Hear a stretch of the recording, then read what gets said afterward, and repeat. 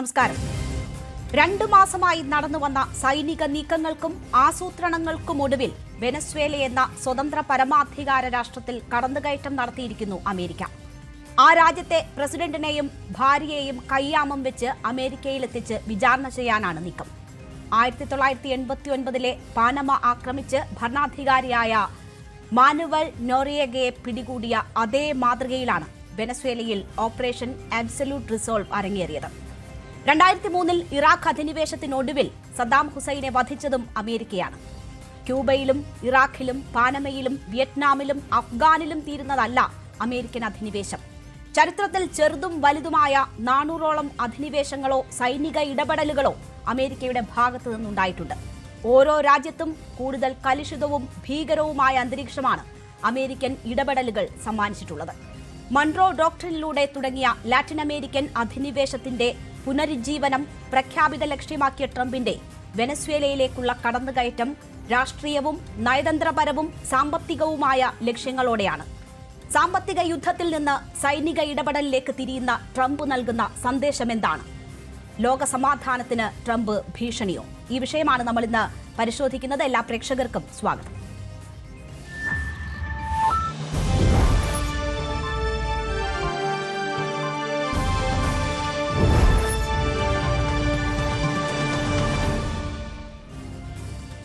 ചർച്ചയിൽ എനിക്കൊപ്പം Shri A Sampath, CPM പ്രതിനിധി, ശ്രീ AM ഷിനാസ്, അധ്യാപകൻ, ഡോക്ടർ മോഹൻ വർഗീസ്, വിദേശകാര്യ വിദഗ്ധൻ, ശ്രീ നിർമ്മൽ എബ്രഹാം, വിദേശകാര്യ വിദഗ്ധൻ എന്നിവരാണ് പങ്കെടുക്കുന്നത്. ആദ്യം Shri A Sampath.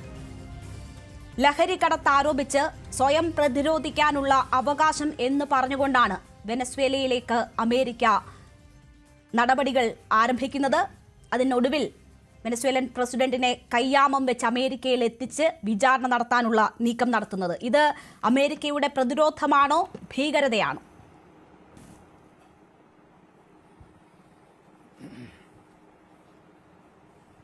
United States നടത്തുന്നതായിട്ടുള്ള എല്ലാത്തരം ഭീകരപ്രവർത്തനങ്ങളെയും ആക്രമണങ്ങളെയും അധിനിവേശങ്ങളെയും ഇടപെടലുകളെയും CPIM ശക്തമായ ഭാഷയിൽ അപലപിക്കുന്നു. ഒരു ഇന്ത്യക്കാരൻ എന്നുള്ള നിലയിൽ, ഒരു രാഷ്ട്രീയ വിദ്യാർത്ഥി എന്നുള്ള നിലയിലും അമേരിക്ക നടത്തിക്കൊണ്ടിരിക്കുന്നതായിട്ടുള്ള ഇത്തരത്തിലുള്ള ഇടപെടലുകളെ അങ്ങേയറ്റം ശക്തമായ ഭാഷയിൽ അപലപിക്കാതെ മനുഷ്യനെന്ന നിലയിൽ ജീവിക്കാൻ എനിക്കും കഴിയില്ല. നമ്മൾ ഈ ലോകത്തിലെ നമ്മുടെ വിവിധ രാഷ്ട്രങ്ങൾ തമ്മിലുള്ള, വിവിധ രാഷ്ട്രങ്ങളിൽ വിവിധ രീതികളിലുള്ള ഭരണകൂടങ്ങളാണുള്ളത്. അത് പാർലമെന്ററി ജനാധിപത്യമാകാം, പ്രസിഡൻഷ്യൽ സമ്പ്രദായമാകാം, അതിൽ തന്നെ തെരഞ്ഞെടുപ്പുകളിൽ ഭാഗികമായി ലിസ്റ്റ് സമ്പ്രദായവും ഭാഗികമായി നേരിട്ടുള്ള തെരഞ്ഞെടുപ്പുമാകാം. ഇന്ത്യ പോലുള്ള പല രാഷ്ട്രങ്ങളിലും UK പോലുള്ള രാഷ്ട്രങ്ങളിൽ നേരിട്ടുള്ള തെരഞ്ഞെടുപ്പ്, ഇങ്ങനെ പല കാരണങ്ങളാലും ഞാനിപ്പോൾ ഒരു കാര്യം സൂചിപ്പിക്കാനായി ആഗ്രഹിക്കുകയാണ്. ഐക്യരാഷ്ട്രസഭയുടെ ചാർട്ടറിന്റെ ആർട്ടിക്കിൾ 2 അനുച്ഛേദം 2 അതിൽ കൃത്യമായി പറയുന്നതായ ഒരു കാര്യമുണ്ട്.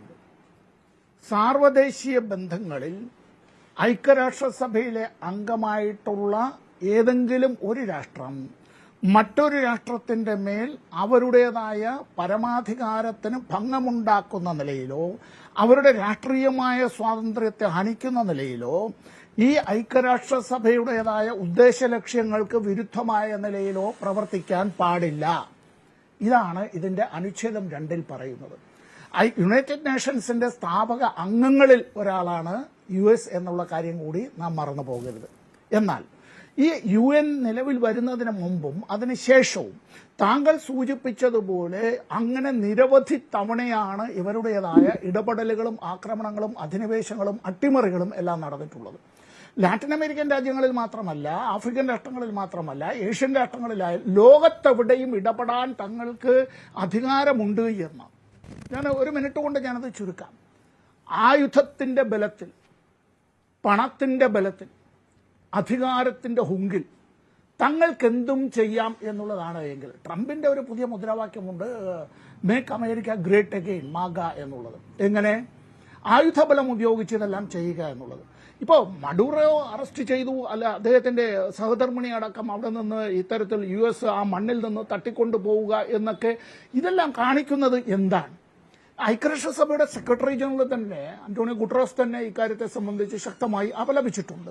ലോകത്തിലെ മിക്കവാറും രാഷ്ട്രങ്ങൾ, ഒരുപക്ഷെ മഡുറോയുടെ തെരഞ്ഞെടുപ്പിനെ പോലും അംഗീകരിക്കാത്ത യൂറോപ്യൻ യൂണിയനിലെ രാജ്യങ്ങളടക്കം US-ന്റെ ഈ ഇടപെടലിനെ അപലപിക്കുകയാണ്.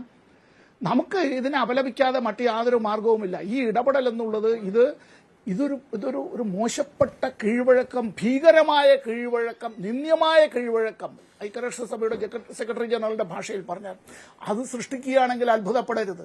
ഇതാദ്യമായിട്ടല്ല ഇത്തരത്തിൽ നടത്തിയിട്ടുള്ളത്. താങ്കൾ സൂചിപ്പിച്ചിട്ടുള്ളത് ഇവിടെ ഈ അധിനിവേശങ്ങൾക്ക് ഇപ്പോൾ വെനിസ്വേലയിൽ ഇതിന്റെ പിന്നിലുള്ള കാര്യം എന്താ? ലോകത്തിൽ ഏറ്റവും കൂടുതൽ ക്രൂഡ് ഓയിൽ സമ്പത്തുള്ള രാഷ്ട്രം വെനിസ്വേലയാണ്. സൗദി അറേബ്യക്ക് അത്രയും വലിയ എണ്ണ സമ്പത്തില്ല, ഇറാൻ അത്രയും വലിയ എണ്ണ സമ്പത്തില്ല, റഷ്യക്ക് അത്രയും വലിയ എണ്ണ സമ്പത്തില്ല, US-നും ഇല്ല.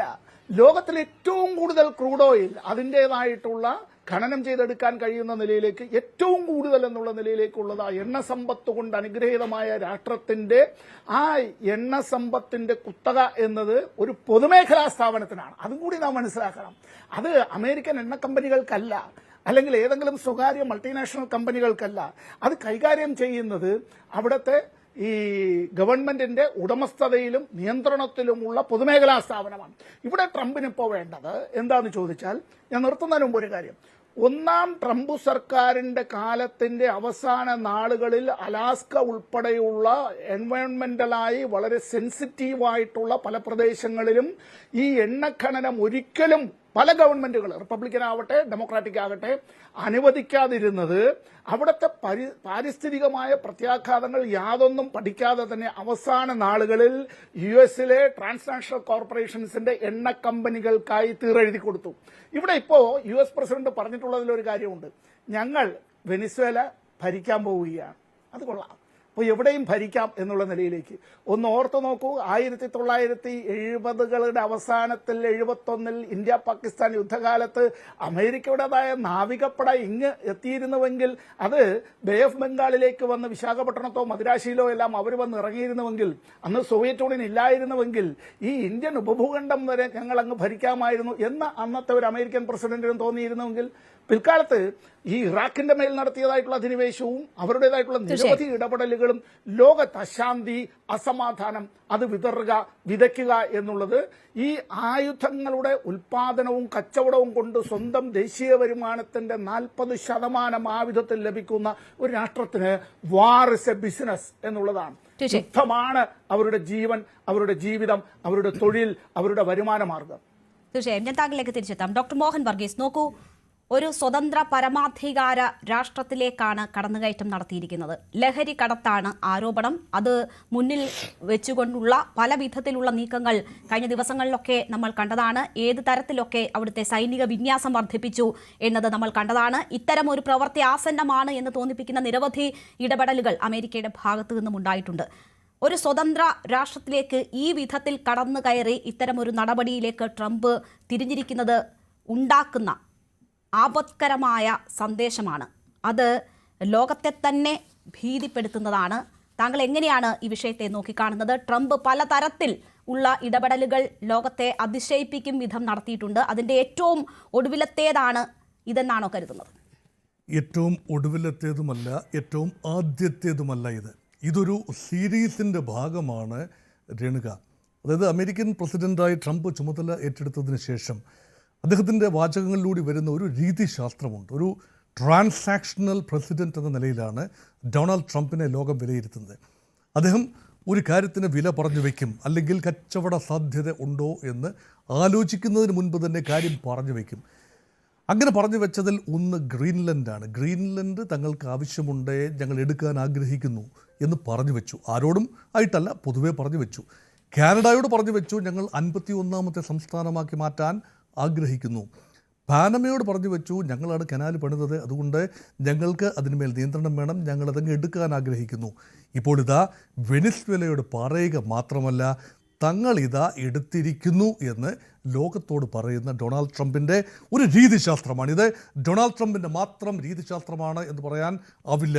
ഈ ഡിബേറ്റിൻ്റെ തന്നെ തലക്കെട്ട് യഥാർത്ഥത്തിൽ സദ്ദാം ഹുസൈൻ മുതൽ മദുറോ വരെ എന്നതാണല്ലോ. ഇതൊരു വലിയ ഒരു സാഗ ആയി പരന്ന് കിടക്കുകയാണ്. സദ്ദാം ഹുസൈന് മുൻപും ഭരണമാറ്റങ്ങൾ ഉണ്ടായിട്ടുണ്ട്. കൃത്യമായി പറഞ്ഞാൽ 2ാം ലോകമഹായുദ്ധം അവസാനിച്ച 1945-നും ഈ നിമിഷം മദുറോയെ പുറത്താക്കിയത് വരെയുള്ള മേജർ ടേക്ക് ഓവേഴ്സ് അല്ലെങ്കിൽ ഭരണമാറ്റങ്ങൾ ഏതാണ്ട് 33ഓളം ഇടങ്ങളിലാണ് അമേരിക്ക എൻജിനീയർഡ് ഭരണമാറ്റം. അത് ചെറുതും വലുതുമായ 1000-ൽ പരം ആക്രമണങ്ങൾ നടന്നിട്ടുണ്ട്. പക്ഷേ മേജർ 33 ഇടങ്ങളിലാണ് യഥാർത്ഥത്തിൽ ഡിഫാക്റ്റോ ഭരണമാറ്റം ഉണ്ടായത്. അതിനർത്ഥം എന്താണ്? ഇവിടെ ഏകധ്രുവ സംവിധാനം ഉണ്ട് എന്ന് ലോകത്തെ വിശ്വസിപ്പിക്കാൻ അമേരിക്ക ശ്രമിക്കുന്നു. നമുക്കറിയാം, ഒരു ശീതയുദ്ധത്തിന് ശേഷം ഒരു ഏകധ്രുവ സംവിധാനത്തിലേക്ക് ലോകം പോയി. പിന്നീട് വലിയ ശക്തികളായ ചൈനയും ഇന്ത്യയും ഒക്കെ കടന്നു വരുമ്പോൾ ഒരു മൾട്ടി പോളാർ ഫോർമേഷനാണ്.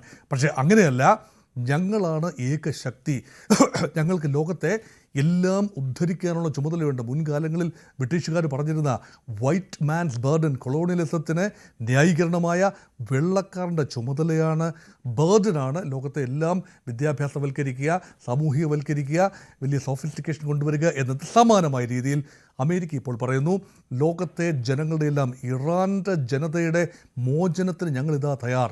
വെനിസ്വലൻ ജനത അവിടെ കടുത്ത മനുഷ്യാവകാശ ലംഘനങ്ങൾ അനുഭവിക്കുന്നു. മഡൂറോയുടെ മർദ്ദക ഭരണം നിങ്ങളുടെ ഹ്യൂമൻ റൈറ്റ്സിനെ കവർന്നെടുക്കുന്നു. ഞങ്ങളിതാ തയ്യാറാണ് വന്ന് രക്ഷിക്കാൻ. ആ ജനം വിളിച്ചതുകൊണ്ടാണ് ഞങ്ങൾ വരുന്നത്. അപ്പോൾ അങ്ങനെ ഒരു നറേറ്റീവ് കൊടുത്തുകൊണ്ട് നാർക്കോ ടെററിസം എന്ന ഒരു തൊടു ന്യായം പറഞ്ഞുകൊണ്ട് അമേരിക്ക വെനിസ്വല എന്ന സ്വതന്ത്ര പരമാധിക രാജ്യത്തിൻ്റെ മേൽ ആക്രമണം അഴിച്ചുവിടുക. മാത്രമല്ല അതിൻ്റെ പ്രഥമ പൗരനെ, പ്രസിഡന്റിനെയും പത്നിയെയും തടവിലാക്കി, വെറുതെ തടവിലാക്കുകയല്ല, റാഞ്ചിക്കൊണ്ട് പോവുകയാണ്. അതിന് സർവ്വസൈന്യ 15,000-ഓളം പട്ടാളക്കാർ, മെറീനുകൾ അല്ലെങ്കിൽ കമാൻഡോ ഫോഴ്സസ് വരികയാണ്. വലിയ കപ്പൽ വ്യൂഹം, അതുപോലെ നൂറുകണക്കിന് ഹെലികോപ്റ്ററുകൾ, വിമാനങ്ങൾ എന്ന് വേണ്ട വിമാനവാഹിനി കപ്പൽ ഉൾപ്പെടെ ഈ പറയുന്ന കടലിടുക്കിൽ, കരീബിയൻ കടലിടുക്കിൽ നിലയുറപ്പിച്ചുകൊണ്ട് ചെറിയൊരു രാജ്യം, എണ്ണ സമ്പന്നമായ ചെറിയ രാജ്യം, അവിടെ ഊന്നിപ്പറയേണ്ടത് എണ്ണ തന്നെയാണ്. ഇവിടെ ശ്രീ സമ്പത്ത് പറഞ്ഞ ഒരു കാര്യത്തിലേക്ക് വീണ്ടും ഒന്നുകൂടി ശ്രദ്ധ പായിക്കുകയാണ്. നോക്കൂ, ലോകത്ത് ഏറ്റവും അധികം ക്രൂഡ് ഓയിൽ റിസർവ്സ് ഉള്ള രാജ്യം വെനിസ്വേല തന്നെയാണ്. ലോകത്തിൻ്റെ ക്രൂഡ് ഓയിലിൻ്റെ 17 മുതൽ 18% വരെ നിക്ഷേപമുണ്ട്. പക്ഷേ ആ ക്രൂഡ് ഓയിൽ ഈ വ്യാവസായിക അടിസ്ഥാനത്തിൽ ഒരു സമ്പുഷ്ടീകരിച്ച് പെട്രോളും ഡീസലും ഒക്കെ ആക്കി എടുക്കാൻ തക്ക സാങ്കേതിക വിദ്യ ഇൻറ്റേർണലി ജനറേറ്റ് ചെയ്യാൻ വെനിസ്വേല പോലെ രാജ്യത്തിന് ബുദ്ധിമുട്ടുണ്ട്. അതുകൊണ്ട് മുൻകാലങ്ങളിൽ അമേരിക്കൻ കമ്പനികൾ 1976 വരെ ഈ ഡ്രില്ലിംഗ് എല്ലാം നടത്തിയിരുന്നത് അമേരിക്കൻ കമ്പനികളാണ്. ദേശസാൽക്കരണം നടന്നതിന് ശേഷമാണ് യഥാർത്ഥത്തിൽ അമേരിക്കൻ കമ്പനികൾക്ക് അല്ലെങ്കിൽ ബഹുരാഷ്ട്ര കുത്തകകൾക്ക് അവിടുന്ന് വിട്ടു പോകേണ്ടി വന്നത്. അതുമാത്രമല്ല, ഹ്യൂഗോ ഷാവേസിൻ്റെ കാലഘട്ടത്തിൽ 1909 മുതൽ അതിശക്തമായ അമേരിക്ക വിരുദ്ധതയിൽ അധിഷ്ഠിതമായ ഒരു ക്രമമാണ്, രാഷ്ട്രീയ സാമൂഹിക ക്രമമാണ് അവിടെ ഉണ്ടായത്. ആ കൊളോണിയലിസത്തിനെതിരെ അല്ലെങ്കിൽ അധിനിവേശ ശക്തികൾക്കെതിരെ, പ്രത്യേകിച്ച് അമേരിക്ക എന്ന് വായിക്കണം, അധിനിവേശ ശക്തികൾക്കെതിരെ സാമ്രാജ്യത്വ വിരുദ്ധ പോരാട്ടം എന്ന പേരിൽ നിക്കോളാസ് മഡൂറോയും അതിനു മുൻപ് ഹ്യൂഗോ ഷാവേസും എല്ലാം നയിച്ച പോരാട്ടങ്ങൾ അമേരിക്കയെ തെല്ലൊന്നുമല്ല അലോസരപ്പെടുത്തിയത്. അതാണ് അതിൻ്റെ ചരിത്രം. അതുകൊണ്ട് ട്രംപ് എന്ന് പറയുന്നത് തൻ്റെ മുൻഗാമിയായ ജോർജ് ബുഷ് മാനുവൽ നോറിയേഗയെ പുറത്താക്കാൻ ഉപയോഗിച്ച അതേ മാർഗം, അത് പാനമയിലാണ്, ഏതാണ്ട് സമാനമായ മാർഗത്തിൽ അതിനേക്കാൾ ദ്രുതഗതിയിൽ അമേരിക്കൻ പ്രസിഡന്റിൻ്റെ തന്നെ ക്ലെയിം അനുസരിച്ച് കേവലം 30 മിനിറ്റിനുള്ളിൽ തന്നെ അവരുടെ ദൗത്യം പൂർത്തിയാക്കി മടങ്ങി എന്നാണ് പറയുന്നത്. അതിനർത്ഥം എന്താണ്? ലോകത്തേത് രാജ്യത്തും സമാനമായ രീതിയിൽ ദുർബലരായ ഭരണകൂടങ്ങൾ ഉണ്ടെങ്കിൽ, അവിടെ വിഭവങ്ങൾ ഉണ്ടെങ്കിൽ, ലോകത്ത് എവിടെയും സമാനമായ ആക്രമണങ്ങൾ നടത്താനുള്ള ലൈസൻസ് ഞങ്ങൾക്കുണ്ട് എന്നാണ് പറയുന്നത്. അതുമാത്രമല്ല, ലൈസൻസിൻ്റെ പുറകിൽ മറ്റൊരു കാര്യം കൂടെ, ഞങ്ങൾ ഇവരെ അമേരിക്കൻ നിയമ വ്യവസ്ഥയ്ക്കുള്ളിൽ കൊണ്ടുവന്നുകൊണ്ട് ഞങ്ങൾ വിചാരണ ചെയ്ത് നിങ്ങളെ കൽത്തുറങ്കിലടക്കം വേണ്ടി വന്നാൽ സദ്ദാം ഹുസൈൻ ചെയ്തതുപോലെ വിചാരണ ചെയ്ത് ഞങ്ങൾ ആരോപിക്കും. ജൈവായുധങ്ങളുണ്ട്, നിങ്ങളുടെ കയ്യിൽ രാസായുധങ്ങളുണ്ട്, വേണ്ടി വന്നാൽ അണുവായുധങ്ങളും ഉണ്ടാകും. ആരോപിച്ചതിന് ശേഷം ഞങ്ങൾ തെളിവുണ്ടാക്കി നിങ്ങളെ വധിക്കും. അതിനുശേഷം ഒരുപക്ഷെ തെളിവുകൾ കണ്ടെത്താനായില്ല എങ്കിൽ പിന്നീട് ഇതൊക്കെ തേഞ്ഞു മാഞ്ഞു പോകും. ഈ ഒരു രീതിശാസ്ത്രം ട്രംപ് തുടരാനാണെങ്കിൽ ലോകത്തിലെ പ്രമുഖരായ ചില രാജ്യങ്ങളെങ്കിലും, ചൈനയും റഷ്യയും ഇന്ത്യയും ഉൾപ്പെടെയുള്ള രാജ്യങ്ങൾ ചിന്തിക്കാൻ സാധിക്കും. ഭയപ്പാട് ഉണ്ടാക്കുന്ന ഒരു സാഹചര്യം തന്നെയാണ്. ശ്രീ എം ഷിനാസ്, നോക്കൂ, ഇവിടെ ഇപ്പോൾ ഇത് തെറ്റായ കീഴ്വഴക്കം ഉണ്ടാക്കും എന്ന വലിയ ആശങ്ക ലോകത്ത് ഉടലെടുത്തിരിക്കുകയാണ്. UN secretary general Antonio Guterres ആ ആശങ്ക പ്രകടിപ്പിക്കുന്നുണ്ട്, മറ്റ് രാഷ്ട്രങ്ങൾ പ്രകടിപ്പിക്കുന്നുണ്ട്. ഇപ്പോൾ നമ്മൾ സമൂഹ മാധ്യമങ്ങളൊക്കെ നോക്കിയാലും അതുമായി ബന്ധപ്പെട്ടുള്ള ചർച്ചകൾ നടക്കുകയാണ്. ഈ കീഴ്വഴക്കം, ഒരു രാഷ്ട്രത്ത് കടന്നു കയറി ആ ഭരണാധികാരിയെ, ജനാധിപത്യ രീതിയിൽ തെരഞ്ഞെടുക്കപ്പെട്ട ഒരു ഭരണാധികാരിയെ വിലങ്ങ് വെച്ച് നാട്ടിലെത്തിച്ച് വിചാരണ ചെയ്യുന്നു എന്ന് പറയുമ്പോൾ എല്ലാ രാജ്യങ്ങളും ആ ഭീതിയുടെ നിഴലിൽ വരുന്ന ഒരു സാഹചര്യമാണ്. അപ്പോൾ ഇതുണ്ടാക്കുന്ന തെറ്റായ കീഴ്വഴക്കം എന്നതാണ് ഏറ്റവും കൂടുതൽ ഇപ്പോൾ ചർച്ച ചെയ്യപ്പെടുന്നത്. അതിന് അമേരിക്ക വീണ്ടും തുടക്കമിട്ടിരിക്കുന്നു ഈ കാലഘട്ടത്തിലും എന്നത് നമ്മൾ എങ്ങനെ കാണണം? അതെ, ഇത് ഏറ്റവും ആപൽക്കരമായിട്ടുള്ള ഒരു കീഴ്വഴക്കമാണ് ആരംഭിച്ചിരിക്കുന്നത്. ഇത് വാസ്തവത്തിൽ 21-ാം നൂറ്റാണ്ടിലെ കൊളോണിയലിസവും ഒരുതരം അമേരിക്കയുടെ ഗാങ്സ്റ്ററിസം എന്ന് വേണമെങ്കിൽ പറയാം. ആ വാക്കാണ് ഗാങ്സ്റ്ററിസവുമാണ് ഇപ്പോൾ നമ്മുടെ ലോകത്തിന് മുമ്പിൽ നടന്നിരിക്കുന്നത്. ഇപ്പോ ട്രംപിന്റെ ഒന്നാം ടേമിൽ 2016 ഒന്നാം ടേമിൽ ദേശീയ സുരക്ഷാ ഉപദേഷ്ടാവായിരുന്ന ജോൺ ബോൾട്ടന്റെ ഒരു ഓർമ്മക്കുറിപ്പുണ്ട്, the room where it happened. അതിൽ ഒരുപാട് കാര്യങ്ങൾ പറയുന്നുണ്ട്. അക്കൂട്ടത്തിൽ വെനസ്വേലയുടെ കാര്യവും പറയുന്നുണ്ട്. അപ്പൊ 2021 ജനുവരി മാസത്തിൽ ട്രംപ് പടിയിറങ്ങാൻ നേരത്ത് പറഞ്ഞ ഒരു കാര്യം ജോൺ ബോൾട്ടൺ പറയുന്നുണ്ട്. വെനസ്വേല ഇപ്പോൾ തന്നെ തകർച്ചയുടെ വക്കിലാണ്, നമുക്കത് അങ്ങോട്ട് എടുക്കാമായിരുന്നു, പിടിച്ചെടുക്കാമായിരുന്നു, അവിടുത്തെ എണ്ണ മുഴുവൻ നമ്മുടേതാകുമായിരുന്നു എന്ന ഒരു പരാമർശം നടത്തുന്നുണ്ട്. അപ്പോ ട്രംപിന്റെ ഒന്നാം ടേമിൽ തന്നെ വെനസ്വേല ഒരു കണ്ണുവച്ചിരുന്നു. ഇതിന് പ്രധാനമായും 3 കാരണങ്ങളാണ് ഈ അന്താരാഷ്ട്ര വിദഗ്ധർ ചൂണ്ടിക്കാണിക്കുന്നത്. ഒന്നാമത് പറഞ്ഞ ഒരു കാര്യം എണ്ണ തന്നെ. കാരണം ലോകത്ത് ഏറ്റവും അധികം ഓയിൽ റിസർവ്സ്, എണ്ണ നിക്ഷേപമുള്ള 303 ബില്യൺ ബാരൽ ടൺ എണ്ണ അവിടെയുണ്ട് എന്നാണ് പറയപ്പെടുന്നത് വെനസ്വേലയിൽ. അത് കഴിഞ്ഞിട്ടാണ് Saudi Arabia, Iran, Iraq, UAE, അതും കഴിഞ്ഞാണ് റഷ്യ, അതും കഴിഞ്ഞാണ് അമേരിക്ക. അപ്പൊ അത്രയും അധികം എണ്ണ സമ്പുഷ്ടമായ ഒരു രാജ്യം. അവിടെ തന്നെ ട്രംപ് പലവട്ടം അതിനു മുമ്പ് പറഞ്ഞിട്ടുണ്ട് എക്സോൺ മൊബൈലും ഗൾഫ് ഓയിൽ, ഗൾഫാണ് പേരെങ്കിലും ഗൾഫ് ഓയിൽ അമേരിക്കൻ കമ്പനിയാണ്. അപ്പോൾ ഇവരൊക്കെ അവിടെ അങ്ങോട്ടേക്ക് പോകാൻ കാത്തിരിക്കുകയാണ് എന്ന് ട്രംപ് ഇതിനു മുമ്പും ഒന്നാം ടേമിൽ വരെ പറഞ്ഞിട്ടുണ്ട്. അപ്പോ ഒന്നാമത്തെ കാരണം അതാണ്. രണ്ടാമത്തെ കാരണം ഈ മൺട്രോ ഡോക്ട്രിൻ, 1823 അമേരിക്കൻ പ്രസിഡന്റ് ആയിരുന്ന മൺട്രോ, അതായത് മൺട്രോ ഡോക്ട്രിൻ എന്ന് വെച്ചാൽ വെസ്റ്റേൺ ഹെമിസ്ഫിയർ, ലാറ്റിൻ അമേരിക്ക, കരീബിയ, ആ ഭാഗങ്ങളിലൊക്കെ അത് അമേരിക്കയുടെ ബാക്ക് യാർഡ് ആണെന്നും പിന്നാമ്പുറമാണെന്നും അവിടെ തങ്ങൾക്ക് ആധിപത്യം അല്ലെങ്കിൽ തങ്ങളുടെ സ്ഫിയർ ഓഫ് ഇൻഫ്ലുവൻസ് ആയിരിക്കണമെന്നും ഷടിക്കുന്ന ഒരു ഇതായിരുന്നു. ആ മൺട്രോ ഡോക്ട്രിന്റെ പുതിയ പാഠഭേദത്തെ അമേരിക്കൻ മാധ്യമങ്ങൾ തന്നെ വിശേഷിപ്പിക്കുന്നത് ഡോൺട്രോ ഡോക്ട്രിൻ എന്നാണ്. ഡൊണാൾഡ് ട്രംപിന്റെ ഡോക്ട്രിൻ. അപ്പൊ ഡൊണാൾഡ് ട്രംപിന്റെ ഏതാനും മാസങ്ങൾക്ക് മുമ്പ് security doctrine, national security doctrine പുറത്തു വന്നിരുന്നു. അതിൽ തന്നെ പ്രയോറിറ്റി ലാറ്റിൻ അമേരിക്കയിലും കരീബിയൻ മേഖലയിലുമുള്ള ആധിപത്യമാണ്. അപ്പോ അവിടെ അതിന് മറ്റൊരു കാരണം കൂടിയുണ്ട്. ലാറ്റിൻ അമേരിക്കയിൽ മുഖ്യമായും ചൈനയും കുറച്ച് റഷ്യയും വലിയ തോതിൽ ഇൻഫ്ലുവൻസ്, സ്വാധീനമുണ്ടാക്കിയിട്ടുണ്ട്. ചൈനയുടെ ബെൽറ്റ് ആൻഡ് റോഡ് ഇനീഷ്യേറ്റീവിൽ തന്നെ ആ മേഖലയിലെ കരീബിയൻ ലാറ്റിൻ അമേരിക്കൻ മേഖലയിൽ 20ഓളം രാജ്യങ്ങൾ ഒപ്പുവെച്ചിട്ടുണ്ട്. വെനിസ്വേലയിൽ നിന്ന് 80% എണ്ണ വാങ്ങുന്നതും ചൈനയാണ്. റഷ്യക്കും ആ മേഖലയിൽ താല്പര്യം. അപ്പൊ റഷ്യയും ചൈനയും ആ മേഖലയിൽ നിന്ന് തുരത്തുക, ആ മേഖലയിൽ ഡോൺട്രോ ഡോക്ട്രിൻ പ്രകാരം തങ്ങളുടെ സർവാധിപത്യം ഉറപ്പിക്കുക. അതോടൊപ്പം തന്നെ വെനസ്വേലയിലെ ഈ വിഭവങ്ങളെ, എണ്ണ സമ്പത്തിനെ പൂർണ്ണമായും അമേരിക്കയിലേക്ക് തിരിച്ചുവിടുകയും പശ്ചിമേഷ്യയിൽ ഗൾഫ് രാജ്യങ്ങളിൽ നിന്നുള്ള എണ്ണയുടെ ആശ്രിതത്വം പരമാവധി കുറക്കുകയും ചെയ്യുക. ഇങ്ങനെ ഒരുപാട് കാര്യങ്ങൾ വിളങ്ങിച്ചേർന്ന് നിൽക്കുന്ന ഇത് ട്രംപ് മാത്രം, ട്രംപിന്റെ ഒരു വൺ മാൻ ഷോ ആയി മാത്രം കാണാനാവില്ല. ഇത് അമേരിക്കൻ സാമ്രാജ്യത്വത്തിന്റെ ഒരു ദീർഘകാല പദ്ധതിയുടെ ഭാഗമായാണ് ഈ കാര്യം. ട്രംപ് ഇപ്പോൾ ഭീഷണി മുഴക്കിയിരിക്കുന്നത് കൊളംബിയ, മെക്സിക്കോ, ക്യൂബ, വേണമെങ്കിൽ ഇറാൻ എന്ന് വെച്ചാൽ കയ്യൂക്കില്ലാത്ത ഏത് രാജ്യത്തെയും ഞങ്ങൾ ആക്രമിച്ച് കീഴ്പ്പെടുത്തും, വേണമെങ്കിൽ മഡുരയെ കൊണ്ടുപോയതുപോലെ റാഞ്ചി കൊണ്ടുപോകും എന്നുള്ള സന്ദേശം സൗത്ത് അമേരിക്കയിലെയും കരീബിയൻ മേഖലയിലെയും ഈ ദുർബല രാഷ്ട്രങ്ങൾക്ക് നൽകുകയും അമേരിക്കയുടെ ചൊൽപ്പടിക്കനുസരിച്ച്, അമേരിക്കയുടെ രാഷ്ട്രീയ, സാമ്പത്തിക, സൈനിക താല്പര്യങ്ങൾക്കനുസരിച്ച് ഈ രാജ്യങ്ങൾ നിന്നുകൊള്ളണമെന്ന് പറയാതെ പറയുകയും ആജ്ഞാപിക്കുകയും ചെയ്യുകയാണ് ട്രംപും തീർച്ചയായും. അമേരിക്കൻ സാമ്രാജ്യവും തീർച്ചയായും അതിനുള്ള നീക്കങ്ങൾ വളരെ മുൻപ് തന്നെ ആരംഭിച്ചതുമാണ്. നാഷണൽ സെക്യൂരിറ്റി സ്ട്രാറ്റജിയിൽ ഉൾപ്പെടെ ആ ഷിഫ്റ്റ് എന്താണ് എന്നത് നേരത്തെ തന്നെ വ്യക്തമാക്കപ്പെട്ടിട്ടുള്ളതാണ്. അത് പ്രായോഗിക തലത്തിലേക്ക് ട്രംപ് കൊണ്ടുവന്നിരിക്കുന്നു എന്ന് വേണം വെനസ്വേലയിലെ ഈ നടപടിയിലൂടെ നമ്മൾ മനസ്സിലാക്കാൻ. ഞാൻ താങ്കളിലേക്ക് തിരിച്ചെത്താം. ശ്രീ നിർമ്മൽ എബ്രഹാമും കൂടി നമുക്കൊപ്പം ചേരുകയാണ്. ശ്രീ നിർമ്മൽ, നോക്കൂ, ലോകം ആകമാനം അപലപിക്കുകയാണ്. ഇസ്രയേൽ ഉൾപ്പെടെ ചില രാഷ്ട്രങ്ങൾ ഒഴികെ മറ്റ് രാഷ്ട്രങ്ങളെല്ലാം അപലപിക്കുകയാണ് ഈ സംഭവത്തെ. ഒരു സ്വതന്ത്ര പരമാധികാര രാഷ്ട്രത്തിലേക്ക് നടത്തിയ ഈ നീക്കം ആ രീതിയിൽ അപലപിക്കപ്പെടുമ്പോൾ എന്താണ് വൈറ്റ് ഹൗസിൽ നടക്കുന്നതെന്ന് നോക്കിയാൽ പുച്ഛവും പരിഹാസവും മാത്രമേ ഉള്ളൂ. വൈറ്റ് ഹൗസിന്റെ ഒഫീഷ്യൽ പേജിൽ മധുറോ നേരത്തെ പറഞ്ഞ വരൂ എന്നെ കൊണ്ടുപോകൂ എന്ന് പറഞ്ഞ വീഡിയോയ്ക്കൊപ്പം ട്രംപിനെ വലിയ ഹീറോയാക്കി അവതരിപ്പിക്കുന്ന വീഡിയോകൾ ഷെയർ ചെയ്യപ്പെടുകയാണ്.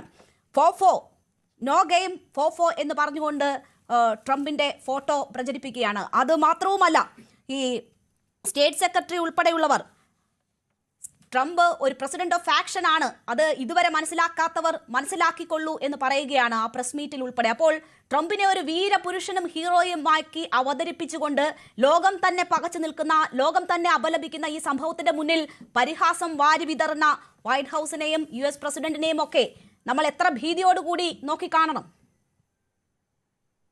അല്ല, അതെനിക്ക് തോന്നുന്നത് കൂടുതലും അവരുടെ ഫാൻ ബേസിനെ അല്ലെങ്കിൽ വോട്ടർ ബേസിനെ അപ്പീൽ ചെയ്യുന്ന രീതിയിലുള്ള പെരുമാറ്റങ്ങൾ കാണിക്കുന്നു എന്നുള്ളതാണ് അതിന്റെ ഒരു കൺക്ലൂഷൻ. കാരണം എന്ന് വെച്ച് കഴിഞ്ഞാൽ ട്രംപ് ആദ്യം മുതലേ പറഞ്ഞിരുന്നത് ഇലക്ഷൻ ക്യാമ്പയിൻ സമയത്തും അമേരിക്കയെ പഴയ പോലെ ആരും ബഹുമാനിക്കുന്നില്ല, അമേരിക്ക മാത്രമല്ല യൂണിപോളാർ ലോകത്ത് നിന്നിപ്പോ ചൈനയും റഷ്യയും ഒക്കെ വളർന്നു വരുന്നത് നിങ്ങൾ കണ്ടില്ലേ, ഇതൊക്കെ ഞാൻ നിർത്തലാക്കി അമേരിക്കയാണ് നമ്പർ 1, ഞാൻ പ്രൂവ് ചെയ്ത് കാണിക്കും എന്ന നിലയിലുള്ള പ്രചരണമായിരുന്നു. അപ്പം ഇപ്പൊ നമ്മൾ സോഷ്യൽ മീഡിയയിൽ എടുത്ത് നോക്കിക്കഴിഞ്ഞാൽ അദ്ദേഹത്തിന്റെ പേജിൽ തന്നെ ഇതേ വീഡിയോയുടെ താഴെയുള്ള കമന്റ്സ് ഞാൻ എടുത്ത് വായിക്കായിരുന്നു. എവിടെയെങ്കിലും ഒരു നെഗറ്റീവ് കമന്റ് കണ്ടെത്താൻ ബുദ്ധിമുട്ടാണ്. കാരണം അദ്ദേഹത്തിന്റെ വോട്ടേഴ്സ് വിശ്വസിക്കുന്നത് അദ്ദേഹം ചെയ്തത് ശരിയായ കാര്യമാണെന്നാണ്.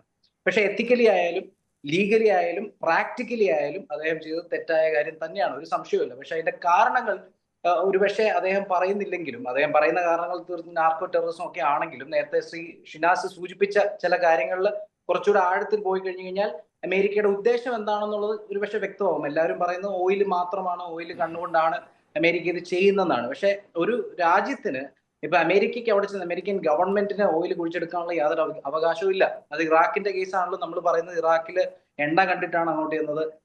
അവിടുന്ന് ഒരുപാട് ലാഭം അമേരിക്കൻ ഗവൺമെന്റ് ഉണ്ടാക്കി നമ്മൾ കരുതുന്നുണ്ടെങ്കിലും സ്റ്റാറ്റിസ്റ്റിക്സ് പരിശോധിച്ചാൽ അത് തെറ്റാണ്. കാരണം ഒരിക്കലും അമേരിക്കൻ ഗവൺമെന്റ് അല്ല ചെയ്യുന്നത്. അമേരിക്കൻ ഗവൺമെന്റ് ചെയ്യാൻ പറ്റുന്ന 2-3 കാര്യങ്ങൾ. ഒന്ന്, നാളെ കൺട്രോളിൽ നിർത്താൻ പറ്റിയാൽ, അതായത് അവരുടെ താല്പര്യത്തിനനുസരിച്ച് നിൽക്കുന്ന ഒരു റെജീമോ ഒരു പ്രസിഡന്റോ വന്നു കഴിഞ്ഞാൽ ചൈനയ്ക്കും റഷ്യയ്ക്കും ഇറാനും ഒക്കെ അനുകൂലമായി നിൽക്കുന്ന പ്രോജക്റ്റുകൾ, കോൺട്രാക്റ്റുകൾ ഒക്കെ നിർത്തലാക്കാനും പകരം അമേരിക്കൻ ഓയിൽ കമ്പനികളെ ബെനിഫിറ്റ് ചെയ്യുന്ന രീതിയിലുള്ള കോൺട്രാക്റ്റുകൾ ഒപ്പുവെക്കാനും സാധിക്കും. അതാണ് ഒരു ഉദ്ദേശം. ഡയറക്റ്റായിട്ട് അമേരിക്കൻ ഗവൺമെന്റ് അതിൽ നിന്ന് ലാഭം ഉണ്ടാക്കുന്നത് വളരെ ബുദ്ധിമുട്ടാണ്. അത് ഇറാഖ് വാറിന്റെ സ്റ്റാറ്റിസ്റ്റിക്സ് പരിശോധിച്ചാൽ നമുക്കറിയാം.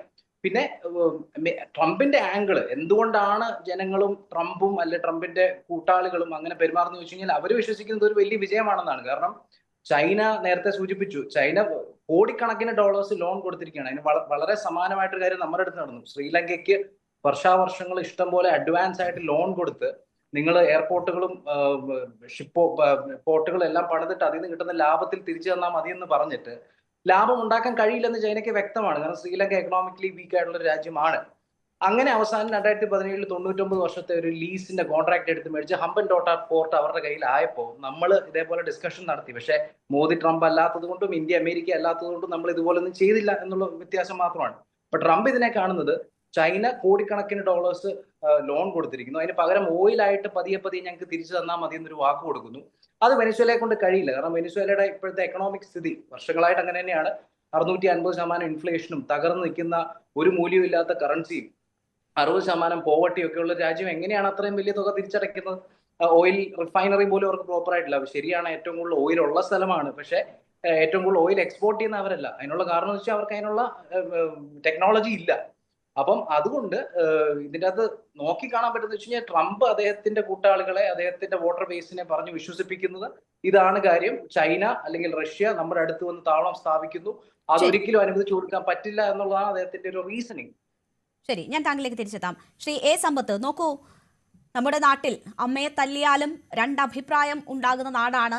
ഒരു സ്വതന്ത്ര രാഷ്ട്രത്തിൽ കടന്നുകയറ്റം നടത്തുമ്പോൾ എന്ത് കാരണത്തിന്റെ പേരിലായാലും അത് നീതീകരിക്കപ്പെടേണ്ടതല്ല. പക്ഷേ അതിനെയും നീതീകരിക്കുന്ന മനുഷ്യർ നമുക്ക് ചുറ്റുമുണ്ട്. അത് നമ്മൾ കണ്ടുകൊണ്ടിരിക്കുന്ന ഒരു മണിക്കൂർ കൂടിയാണ്. അതിന് ചില കാരണങ്ങൾ അവർ മുന്നോട്ട് വെക്കുന്നത്. നോക്കൂ, ഈ എണ്ണ സമ്പത്ത് എത്രമാത്രം വെനസ്വേലയ്ക്കുണ്ട് എന്നത് പറയുന്നുവല്ലോ. 1990 35 ലക്ഷം ബാരൽ എണ്ണ ഉൽപ്പാദനം ആ രാജ്യത്ത് നടന്നിരുന്നു. പക്ഷേ ഇപ്പോൾ നടക്കുന്നത് വെറും 8 ലക്ഷമാണ്. സബ്സിഡി വാരിക്കോരിക്കൊടുത്ത് ആ സർക്കാർ പാപ്പരായി മാറിയിരിക്കുന്ന സാഹചര്യം ഉണ്ടായിട്ടുണ്ട്. തൊഴിലില്ലായ്മ അതിൻ്റെ അങ്ങേ അറ്റത്താണ്. ആളുകൾ പലായനം ചെയ്യുകയാണ്. അവർ അമേരിക്കയിലേക്ക് വരുന്നു. ആ ഭീകരരെ ഞങ്ങളുടെ നാട്ടിലേക്ക് എത്തിക്കുന്നു എന്നതാണ് ട്രംപ് ഒരു പ്രധാനപ്പെട്ട ആരോപണം വെനസ്വേലയ്ക്കെതിരെ ഉന്നയിക്കുന്നത്. ലഹരിക്കടത്ത് മറ്റൊരു കാര്യം മാത്രവുമല്ല, ഈ എത്രയോ പഴഞ്ചനായ ബാർട്ടർ സിസ്റ്റത്തിലേക്ക് വരെ ജനങ്ങൾ പോയ ഒരു സാഹചര്യം വെനസ്വേലയിൽ ഉണ്ട് എന്ന് പറയുമ്പോൾ എത്രമാത്രം മോശമാണ് അവിടുത്തെ സാഹചര്യം എന്ന് നമുക്ക് മനസ്സിലാകുമല്ലോ. കടലാസ് വില പോലും ഇല്ല അവിടുത്തെ പണത്തിന് എന്ന ഒരു സാഹചര്യത്തിലാണ് ബാർട്ടർ സിസ്റ്റത്തിലേക്ക് ജനങ്ങൾ പോകുന്നത്. അപ്പോൾ അവിടെ ഒരു ഭരണം വേണം, അത് ജനങ്ങളുടെ നല്ലതിനായിരിക്കണം. ആ രീതിയിൽ ഒരു ഭരണം ഉറപ്പുവരുത്താൻ ഒരു ഭരണാധികാരിക്ക് കഴിയണം എന്ന ഒരു സാഹചര്യം കൂടി ഉണ്ട്. അത് പക്ഷേ ഒരു തരത്തിലും ഈ കടന്നുകയറ്റത്തിനുള്ള ഏതെങ്കിലും ലൈസൻസ് ആണ് എന്ന് ഞാൻ പറയുകയല്ല. പക്ഷേ ആഭ്യന്തര സാഹചര്യങ്ങൾ വെനസ്വേലയെ സംബന്ധിച്ച് മോശമാണ് എന്നൊരു യാഥാർത്ഥ്യം അത് ഉൾക്കൊള്ളേണ്ടതല്ലേ?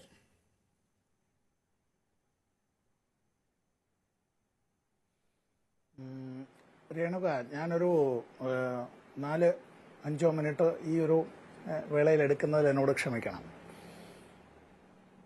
ഈ ഏതു പ്രദേശത്തും, രാഷ്ട്രം മാത്രമല്ല, ഏതു പ്രദേശത്തും ഈ അമേരിക്കൻ ഐക്യനാടുകൾ 1-ാം ലോക മഹായുദ്ധത്തിന് മുമ്പും 2-ാം ലോക മഹായുദ്ധത്തിന് മുമ്പും അതിനുശേഷവും ഇത്തരത്തിലുള്ള ഇടപെടലുകൾ, ഇന്റർവെൻഷൻ, ആക്രമണങ്ങൾ, അറ്റാക്സ്, അധിനിവേശങ്ങൾ, അഗ്രഷനും ഇൻവേഷനും, അവരുടേതായിട്ടുള്ള പാവ ഗവൺമെന്റുകളെ അവരോധിക്കുന്നതും, അതിനെല്ലാം അവരുടേതായ കുറേ ന്യായങ്ങളുണ്ട്.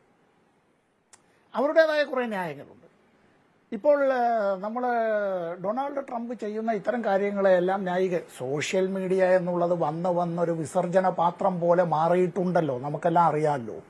ഇത്തരത്തിലുള്ള ഒരു ടെലിവിഷൻ ചർച്ചയിൽ വന്നിരുന്ന നമ്മളെല്ലാവരും പറയുന്നത് പോലുള്ള സഭ്യമായ ഭാഷയിലൊന്നും അല്ലല്ലോ ഈ സോഷ്യൽ മീഡിയയിൽ കൂടി വരിക എന്നുള്ളത്.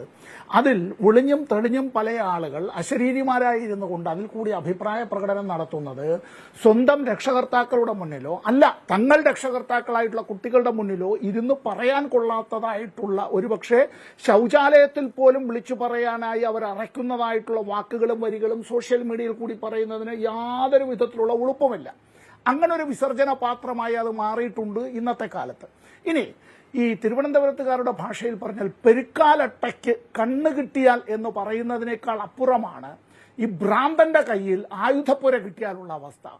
അതാണ് ട്രംപിന്റെ കയ്യിലേക്ക് അമേരിക്ക പോലുള്ള ഒരു രാഷ്ട്രത്തിന്റെ സമ്പത്തും അതിന്റെ രാഷ്ട്രീയ അധികാരവും അതിൻ്റെതായിട്ടുള്ള ആയുധങ്ങളുടെ ശേഷിയും എല്ലാം കിട്ടിയത് കൊണ്ട് സംഭവിച്ചിട്ടുള്ളത്. ഈ ലോകത്തെ എത്രയോ തവണ ചുട്ടുകരിക്കാൻ ഞങ്ങൾക്ക് ശേഷിയുണ്ട് എന്ന് വീമ്പിളക്കുന്നതായിട്ടുള്ള ഒരു പ്രസിഡന്റ്, ആ പ്രസിഡന്റ് മഹാനാണ് എന്ന് അമേരിക്കയിലെ നിരവധി ജനങ്ങൾക്ക്, അവരുടെ പൗരന്മാർക്ക് ഒപ്പം അവരോടൊപ്പം തന്നെ അങ്ങനെ തന്നെ അവർക്ക് കുഴലൊത്തു നടത്തുന്നവർക്കും എല്ലാം പറയാം. അതായിക്കോട്ടെ, ഞാൻ അവരുടെ അഭിപ്രായത്തെ ഒന്നും ഞാനിപ്പോൾ തള്ളിക്കളയുന്നില്ല. ഞാനൊന്ന് ചോദിച്ചോട്ടെ, ഈ 1971 രേണുകയെന്ന് ജനിച്ചിട്ടുണ്ടാവില്ല, ലോകത്തിൽ ആദ്യമായി ഒരു ഇടതുപക്ഷ സഖ്യത്തിന്റെ പ്രസിഡന്റ്, എക്സിക്യൂട്ടീവ് അധികാരമുള്ള പ്രസിഡന്റ്, അതുകൂടി മനസ്സിലാക്കണം, ഡോക്ടർ സാൽവഡോർ അലൻഡെ ചിലിയിലെ പ്രസിഡന്റായി തെരഞ്ഞെടുക്കപ്പെട്ടു. ആ ഗവൺമെന്റിന്റെ സ്പെയിനിലെ അംബാസിഡറായിരുന്നു പാബ്ലോ നെരൂദ, വിശ്വപ്രസിദ്ധനായ പാബ്ലോ നെരൂദ, മഹാകവിയായിട്ടുള്ള നോബൽ സമ്മാന ജേതാവ്.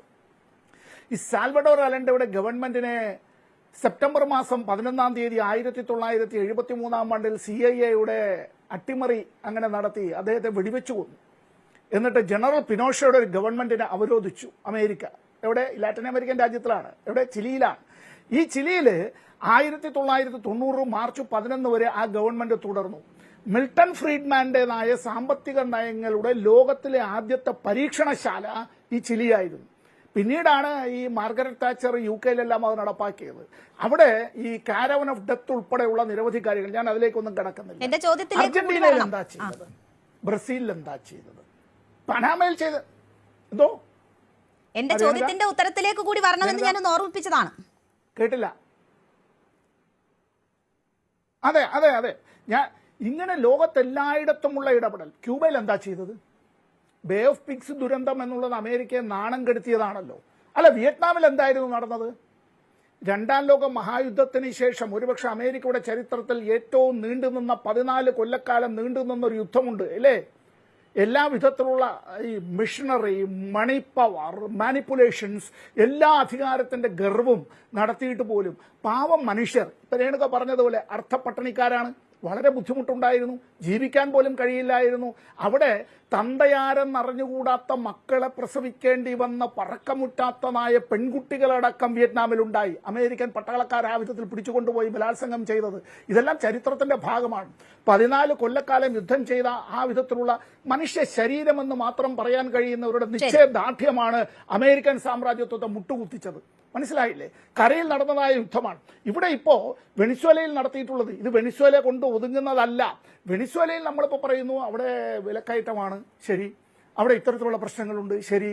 വെനിസ്വേലയുടെ കാര്യത്തിൽ ഇടപെടാനായി അമേരിക്കക്കാരും അധികാരം നൽകിയിട്ടില്ല. അതാത് രാഷ്ട്രങ്ങളിലെ ജനങ്ങൾ അതാത് കാലത്ത് അവരുടേതായ ഗവൺമെന്റുകളെ അവരെ തെരഞ്ഞെടുപ്പുകളിൽ കൂടി അധികാരം ഭ്രഷ്ടമാക്കുകയോ അല്ല ജനകീയമായ അത്തരത്തിലുള്ള അപ്രൈസിങ്ങളിൽ കൂടി, അത്തരത്തിൽ റിവോൾട്ടുകളിൽ കൂടി, അല്ലെങ്കിൽ അത്തരത്തിലുള്ള കലാപങ്ങളിൽ കൂടി, ചെറുത്തുനിൽപ്പുകളിൽ കൂടി നടത്തുക, ഇതൊക്കെ സ്വാഭാവികമായ കാര്യം. അമേരിക്കയ്ക്ക് എന്ത് കാര്യം എന്നുള്ളതാണ് ഞാൻ ചോദിക്കുന്നത്. ലോകത്തിൽ ഏറ്റവും കൂടുതൽ കടബാധ്യതയുള്ള ഒരു രാജ്യം അല്ലേ? ഇന്ത്യക്കാരടക്കമുള്ള ആളുകളെ അവിടെ നിന്ന് ഈ തെമ്മാടികളെ കടത്തുന്നത് പോലെ കയ്യിലും കാലിലും വിലങ്ങിട്ടിട്ട് നമ്മുടെ രാഷ്ട്രത്തിലെ ഗവൺമെന്റ് എന്ത് ചെയ്തു എന്നുള്ളതിനെ സംബന്ധിച്ചൊന്നും ഞാൻ ഈ ചർച്ചയിൽ പറയുന്നില്ല. അവിടെ നിന്ന് അവരെയെല്ലാം ഇങ്ങോട്ടേക്ക് കയറ്റി അയക്കുക, ലോകത്തിന്റെ പല ഭാഗത്തേക്കും. അമേരിക്ക നിർമ്മിക്കപ്പെട്ടത് അത്തരത്തിൽ അവിടെ വന്ന അതിഥി തൊഴിലാളികളോ അത്തരത്തിൽ വന്ന ഇതര രാഷ്ട്രങ്ങളിൽ നിന്ന് വന്ന കുടിയേറ്റക്കാരായവരോ ആണ് അമേരിക്കൻ ഐക്യനാടുകളെ സൃഷ്ടിച്ചത്, ന്യൂയോർക്ക് ഉൾപ്പെടെയുള്ള നഗരങ്ങളെ സൃഷ്ടിച്ചത്. ഇത് ഈ വല്ലാത്ത ഒരു വർണ്ണവിറയുടേതായിട്ടുള്ള അധികാരത്തിന്റെ ഗർവ്, ആയുധപ്പുരയുടെ ഗർവ് ഇത് കാണിക്കുക എന്നുള്ളത് ലോകത്തിന് ഭീഷണിയാണ്. ലോകത്തെ ഒരു യുദ്ധത്തിന്റെ മുനമ്പിലേക്കാണ് ഈ പറയുന്ന അമേരിക്കൻ പ്രസിഡന്റ് തള്ളിവിടുന്നത്. തീർച്ചയായും ഒരു യുദ്ധം മുനമ്പിലേക്ക് തള്ളിവിടുന്നു എന്നതാണ്. ഇപ്പോൾ കുടിയേറ്റക്കാരെ കയറ്റിവിട്ടപ്പോൾ എന്ത് ചെയ്തു എന്നൊരു കാര്യം സമ്പത്ത് ചോദിക്കുകയുണ്ടായി. ഡോക്ടർ മോഹൻ വർഗീസ്, നോക്കൂ, ഇന്ത്യ ഉൾപ്പെടെയുള്ള രാഷ്ട്രങ്ങൾ മിണ്ടാതെ എന്താണോ അമേരിക്ക ചെയ്തത് അതിന് അനുകൂലമായി നിൽക്കുകയായിരുന്നു. അപ്പോൾ അവിടെ ഗുസ്താവോ പെട്രോ ചില ശക്തമായ നടപടികൾ സ്വീകരിക്കുന്നത് നമ്മൾ കണ്ടതാണ്. ഇപ്പോൾ അവർക്ക് നേരെ വിരൽ ചൂണ്ടുകയാണ് ട്രംപ് ഈ സംഭവത്തിന് ശേഷം ചെയ്തിരിക്കുന്നത്. ക്യൂബയിൽ ഇടപെടൽ ഉണ്ടാകേണ്ടുന്ന സാഹചര്യം ട്രംപ് ചൂണ്ടിക്കാട്ടുന്നുണ്ട്. കൊളംബിയയിൽ 3 പ്രധാന കൊക്കൈൻ ഫാക്ടറികൾ അവിടെ ഉണ്ട് എന്നതാണ് പറയുന്നത്. ഇത് US-ലേക്ക് അയക്കുന്നു, ജാഗ്രത പാലിച്ചോളൂ എന്ന് മുന്നറിയിപ്പ് കൊടുക്കുകയാണ്. മെക്സിക്കോയിൽ രാജ്യത്തിനുമേൽ നിയന്ത്രണം ഒന്നും തന്നെ അവിടുത്തെ ഭരണകൂടത്തിന് ഇല്ല എന്ന് പറയുന്നു. മയക്കുമരുന്ന് മാഫിയയാണ് രാജ്യം ഭരിക്കുന്നതെന്ന് പറയുന്നു. അവരും ശ്രദ്ധിച്ചുകൊള്ളാൻ പറയുകയാണ്. അപ്പോൾ ഇതുകൊണ്ട് അവസാനിക്കില്ല, വെനസ്വേല അവസാനത്തതല്ല എന്ന് താങ്കൾ ചൂണ്ടിക്കാട്ടി നേരത്തെ. അതിന്റെ തുടർച്ച ഉടൻ ഉണ്ടാകുമെന്ന സൂചന ട്രംപ് തന്നെ ആ വാർത്താ സമ്മേളനത്തിൽ തന്നെ നൽകുകയാണ്. അത് മെക്സിക്കോ, ക്യൂബ, കൊളംബിയ തുടങ്ങിയ രാഷ്ട്രങ്ങളെ ചൂണ്ടിക്കാട്ടിക്കൊണ്ടാണ്. രേണുക, ഞാനതുകൊണ്ടാണ് പറഞ്ഞത് ഒരു പാറ്റേണിൻ്റെ ഭാഗമാണ്, അതിൻ്റെ ഒരു തുടക്കം എന്ന നിലയിലാണ് ഒരു ഡയറക്റ്റ് മിലിറ്ററി ആക്ഷനിലൂടെ വെനിസ്വേലയുടെ ഭരണകൂടത്തെ അമേരിക്ക അട്ടിമറിച്ചിരിക്കുന്നത്. അതിനുപയോഗിച്ച രീതിശാസ്ത്രമുണ്ട്. സമാനമായ കാര്യത്തിന് തങ്ങൾ മടിക്കില്ല.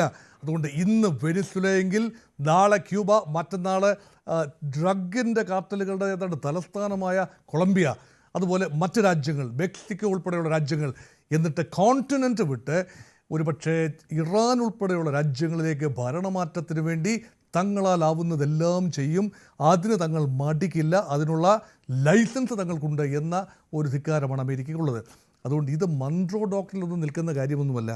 അമേരിക്കയുടെ ഫിഫ്ഡം അല്ലെങ്കിൽ അമേരിക്കയുടെ പിന്നാമ്പുറത്ത് ചൈനയും റഷ്യയും ഉൾപ്പെടെയുള്ള രാജ്യങ്ങൾ പിടിമുറുക്കുന്നു എന്ന ഭയാശങ്ക ഒരു വശത്തുണ്ട്. അതുമാത്രമല്ല, കാരണം ലോകത്തോടായി അമേരിക്ക പറയാൻ ശ്രമിക്കുന്നത് നിങ്ങൾ ഗ്ലോബൽ സൗത്തിൻ്റെ പേര് പറഞ്ഞുകൊണ്ട് ഭാരതവും അതുപോലെ ലാറ്റിൻ അമേരിക്കൻ രാജ്യങ്ങളും അല്ലെങ്കിൽ ചെറിയ ആഫ്രിക്കൻ രാജ്യങ്ങളും ശബ്ദം വെക്കാമെന്നല്ലാതെ ഗ്ലോബൽ സൗത്തിൽ എവിടെയെല്ലാം വിഭവങ്ങളുണ്ടോ അവിടെ ഞങ്ങളുടെ ആയുധശക്തിയും സാങ്കേതികവിദ്യയും ഉപയോഗിച്ചുകൊണ്ട് ഞങ്ങൾ കീഴടക്കം ഖനനം ചെയ്യും, ഞങ്ങൾക്കായി അത് മാറ്റി നിർത്തും. വേണമെങ്കിൽ നിങ്ങൾക്ക് ഞങ്ങളോടൊപ്പം ചേർന്ന് നിൽക്കാം. Either you are with us or you are against us. നിഷ്പക്ഷത എന്നത് അമേരിക്കയുടെ നിഘണ്ടുവിലില്ല. അമേരിക്കയുടെ ഓരം ചേർന്ന് നിൽക്കുന്ന സൗദി അറേബ്യയ്ക്കും കുവൈറ്റിനും UAE-ക്കുമൊക്കെ അവരുടെ വിഭവങ്ങൾ ഇഷ്ടാനുസരണം ഉപയോഗിക്കാനും അവിടുത്തെ കാര്യങ്ങൾ നിയന്ത്രിച്ചുകൊണ്ട് പോകാനും ഒക്കെ കഴിയും. $1 will come in handy for them. പക്ഷേ മറ്റ് രാജ്യങ്ങൾക്കതല്ല. അവിടെയാണ് ഇവിടുത്തെ വെനിസ്വേലയുടെ വിഭവമായ ക്രൂഡ് ഓയിൽ, അതിന് ലേശം കട്ടി കൂടുതലുള്ള ക്രൂഡ് ഓയിലാണ് എന്നത് മാത്രമാണ് അതിൻ്റെ ഒരു പരിധി. ആ പരിമിതി എന്ന് പറയുന്നത് ഈ കുറച്ചേറെ കെമിക്കൽ പ്രോസസ്സിങ് ചെയ്തെങ്കിൽ മാത്രമേ അതിനെ സമ്പുഷ്ടീകരിച്ച് മെച്ചപ്പെട്ട പ്രോഡക്റ്റായി, അതായത് റിഫൈൻഡ് പ്രോഡക്റ്റായി മാറ്റിയെടുക്കാനൊക്കൂ. അതിന് തക്ക ഒരു റിഫൈനിങ് കേപ്പബിലിറ്റീസ് ഇല്ല. ഇവിടെ പറഞ്ഞത് ശരിയാണ്, ഏറെ നിക്ഷേപമുണ്ട്, പക്ഷേ സാങ്കേതിക വിദ്യയും ഉപരോധമില്ലാതെ എണ്ണ പുറം ലോകത്തേക്ക് കൊണ്ടുപോകാൻ കഴിയുന്ന സാഹചര്യമുണ്ടെങ്കിൽ വെനിസ്വലയ്ക്ക് ലോകത്തെ ഏറ്റവും റിച്ച് കൺട്രിയായിട്ട് മാറാൻ കഴിയുമായിരുന്നു. പക്ഷേ അതിനുള്ള സാഹചര്യം രാഷ്ട്രീയമായ കാരണങ്ങളാൽ ഈ എൽ സാൽവഡോർ, നിക്കറാഗ്വ, ഗ്വാട്ടമാല ഇവിടങ്ങളിലൊക്കെ ഇടതുപക്ഷ പ്രസ്ഥാനങ്ങൾ അല്ലെങ്കിൽ സോഷ്യലിസ്റ്റ് മൂവ്മെൻറ്റ്സ് വളരെ ശക്തമാണ്. അത് നമുക്കറിയാമല്ലോ. പണ്ട് ചെഗുവരയുടെ കാലം മുതൽ തന്നെ ഈ വിപ്ലവ പ്രസ്ഥാനങ്ങൾക്ക് ആഴത്തിൽ വേരോട്ടമുള്ള സാമാന്യം ചുവന്ന മണ്ണ് തന്നെയാണ് ഈ ലാറ്റിൻ അമേരിക്കൻ മേഖല. 76 വരെ മറ്റ് എണ്ണ കമ്പനികൾക്ക് അവിടെ നിന്ന് റിഫൈനറികൾ സ്ഥാപിക്കാനും എണ്ണ ഉൽപ്പാദിപ്പിക്കാനും ഒക്കെയുള്ള അവസരം ഉണ്ടായിരുന്നു. ഹ്യൂഗോ ഷാവേസിന് ശേഷമാണ് അത് ഉണ്ടാകാതെ പോയത്. അപ്പോൾ വേണമെങ്കിൽ തീരുമാനമെടുത്ത് ആ രീതിയിൽ രാജ്യത്തെ വേണമെങ്കിൽ നല്ല രീതിയിൽ മുന്നോട്ട് കൊണ്ടുപോകാൻ കഴിയുന്ന ഒരു സാഹചര്യം ഉണ്ടായിരുന്നേനെ. പക്ഷേ അത് പ്രയോജനപ്പെടുത്തിയില്ല. നിങ്ങൾ ബുദ്ധി ഉപയോഗിക്കൂ എന്നാണ് ട്രംപ് പറയുന്നത്. നിങ്ങൾ ബുദ്ധി ഉണ്ടായിരുന്നുവെങ്കിൽ അമേരിക്കയുടെ ഓരം ചേർന്ന് നിന്നുകൊണ്ട്, തങ്ങളുടെ സഹയാത്രികരായി നിന്നുകൊണ്ട് നിങ്ങളുടെ വിഭവങ്ങൾക്ക് ഗ്ലോബൽ മാർക്കറ്റ് ഉണ്ടാക്കിയെടുക്കാമായിരുന്നു. ഞങ്ങളുടെ കമ്പനികളെ അനുവദിച്ചാൽ മതിയായിരുന്നു. പക്ഷേ നിങ്ങൾ എന്താണ് ചെയ്തത്? നിങ്ങൾ നിങ്ങളുടെ ഓയിൽ ഫീൽഡുകൾ 76 ദേശസാൽക്കരിച്ചു. ഹ്യൂഗോ ഷാവേസ് അധികാരത്തിൽ വന്ന 99 മുതൽ തങ്ങൾക്കെതിരായുള്ള കഠിനമായ പോരാട്ടത്തിലും സാമ്രാജ്യത്വ വിരുദ്ധതയിലുമാണ് നിങ്ങളുടെ രാഷ്ട്രീയം കെട്ടിപ്പടുത്തത്. അവിടെ നിങ്ങൾ ഗുണദോഷിച്ചു നോക്കി, പല പ്രാവശ്യം നിങ്ങൾ കേട്ടില്ല. എന്നാൽ ഇനി എന്താണ് അമേരിക്കയ്ക്ക് ചെയ്യാൻ കഴിയുക എന്നത് ചെയ്ത് കാട്ടുക. അതുകൊണ്ടാണ് പറയുന്നത് ഇതൊരു സാമ്പിൾ വെടിക്കെട്ട് മാത്രമാണ്. അടുത്ത ഒരു വേവ് ഓഫ് അറ്റാക്ക് ഉണ്ടാകും. ഇവിടെ ഭരണമാറ്റം നോക്കൂ. ഇപ്പോൾ വൈസ് പ്രസിഡന്റ് ഡെൽസി റോഡ്രിഗസ് ആണ് ഇപ്പോൾ ഭരണത്തിൽ. അമേരിക്ക, എനിക്ക് ഏതാണ്ട് ഉറപ്പുണ്ട്, അമേരിക്ക അവരെ തന്നെ പ്രലോഭിപ്പിച്ച് കൂടെ നിർത്തി ആ ഭരണം തുടരാൻ, അമേരിക്കൻ താല്പര്യങ്ങൾ സംരക്ഷിക്കുന്നിടത്തോളം കാലം XYZ അവിടെ അധികാരത്തിലുണ്ട് എന്നത് അമേരിക്കയുടെ വിഷയമല്ല.